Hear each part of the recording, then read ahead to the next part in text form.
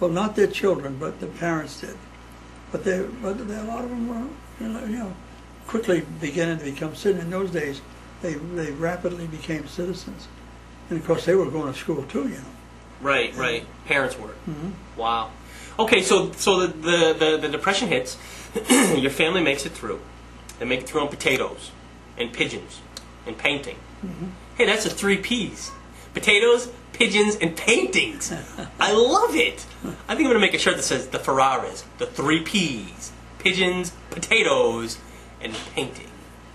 So anyway, so they make it through, and you guys come out of the Depression, okay? You come out of, and then up as next is world, yeah, the First World War, okay? Well, that was the Second World War. Oh, okay. So, I'm sorry. So after the Depression, that's right. 1945 was the end of Second World War. So you come out of the Depression. World War II starts. Well, how old are you? I was 17. 17 when the World War II starts. Right. Yeah, I was.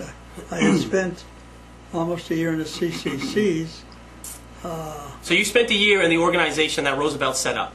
Yes. What did you do in there? I know what you did because I actually did a report on it in school. Because you used to take me around when I was younger to the CCC conventions. Oh yeah. And I did a report. Yeah. I got an A+. Yeah. Yeah, it was like that. Yeah. I was in the CCCs, and the thing about that was that with large families, it was great because America was growing and prospering, and Roosevelt would continue putting money back into the generation, into the country. And anyone that would make $1 a day, so that was $30 a month, $25 of that went home to the mother, not the father, the mother. And it was the mother that signed you in to go, wasn't the father. Really? Yeah, and... did you know why that was the case? Why did they do that? I don't know. Because women be shopping.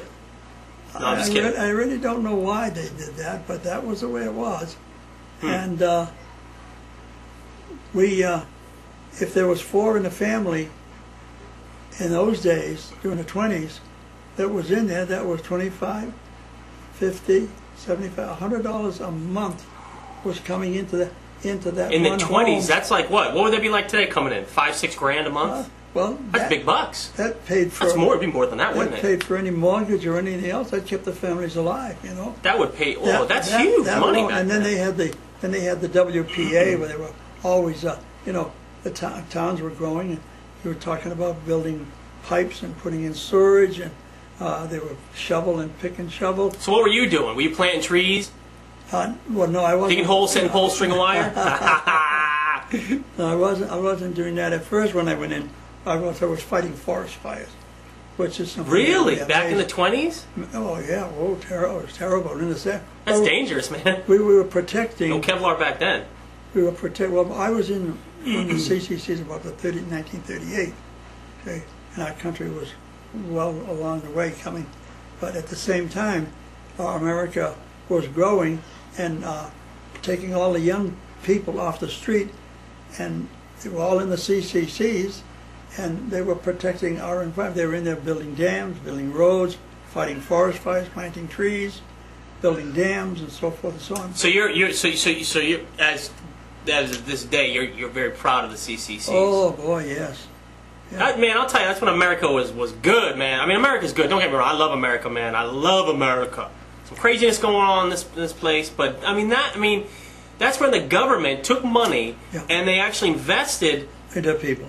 Back into the people, and they pulled these people off the street, and they supported the families. And right after the Great Depression, actually, didn't it go on through the Great Depression? The CCCs, oh, yes. Yeah. I mean, that's what I'm talking about, man. Yeah, and so what the investing? See, America was investing like the diverse of nations, Italian, Germans, and English, and so forth and so on. They all had different trades. Yeah. They were all capable of doing different things. That's why you had Bird and Son. Yeah. You had the tannery. You had the ink mill where they're producing of books. Yeah. And then you had the ink mill, which was a new industry down in there. And while Hitler was having the youth in Europe in his youth corps, preparing to take over the world with his army, our young people and our generation of mixed population was building America, and we were already being trained for when the war came in 41, especially in the CCCs. Our company commanders were all First World War officers. Really? And so So we were, man, see, that's some good stuff. So God knew what he was doing. He was preparing America, while in Europe they were preparing to do a terrible thing, and Hitler was on the move. And that's why it was a great thing. Yeah. And of course with the industry, automobiles came into being, trucks and, tractors and so forth. So everybody learned to trade. That's awesome. It was a tremendous. And that's what kept America going. That was the backbone of America, with these young men working and these families working hard, and we have the government. We have Roosevelt to thank for that, huh? Yeah, and everybody that worked, especially coming over from the old country. The things in there were under a terrible stress and strain.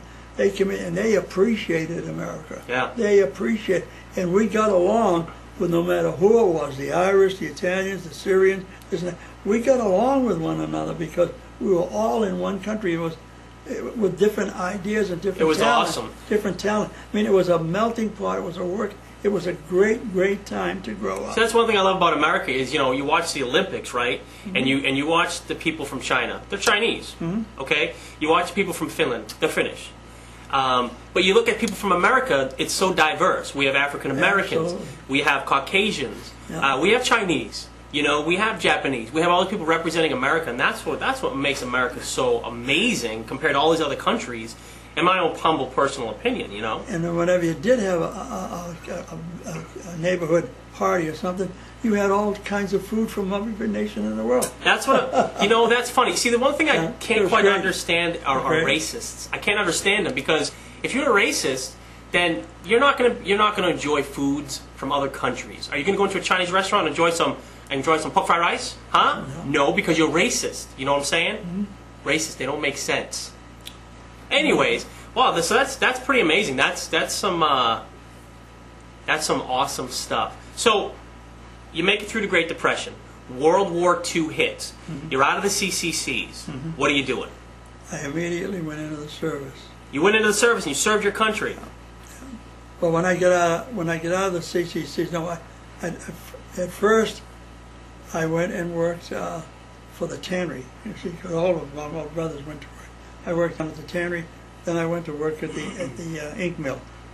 You worked at the tannery? I worked at the tannery, yeah. Oh, that must have been a crazy, nasty job. All those chemicals and all that craziness going on? No, the tannery, at that time, the war had begun, and we were making the leather jackets, flight jackets, tanning the leather. Yeah, well, that's, When let me ask you this. Working in the tannery back in the early 1930s or whatever, okay, did you guys... nowadays, the late 30s. Nowadays, a tannery it's a byproduct of the meat industry. The tanneries, they get all of the hides from the meat industry. Yeah, right, okay, right. That's how it works. So there's no leftover. It's really good. So when you guys were doing the tannery work, were you getting these hides? Did you have to deflesh the hides? Well, that was. Or did you guys have your own cows that you slaughtered? That was a different department because it started out where they boil the wool and so forth, and then they began to make the thing. I was in the end of it where the product was done, and we had to measure the skins, and of course they had tanned them and sprayed them, and then they would go to a factory to make flight jackets. Oh man, you don't happen to have any flight jackets? How cool would that be if you had a flight jacket from when you worked back then? Well, I did when I went in the service. Oh, way to go!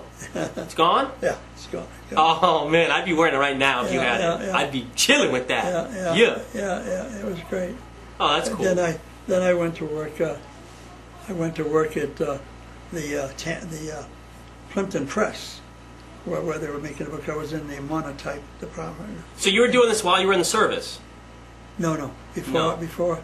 After I get out of the CCCs, yes, I went back to the tannery because they had to give you your old job back. Then I took advantage of going to work in the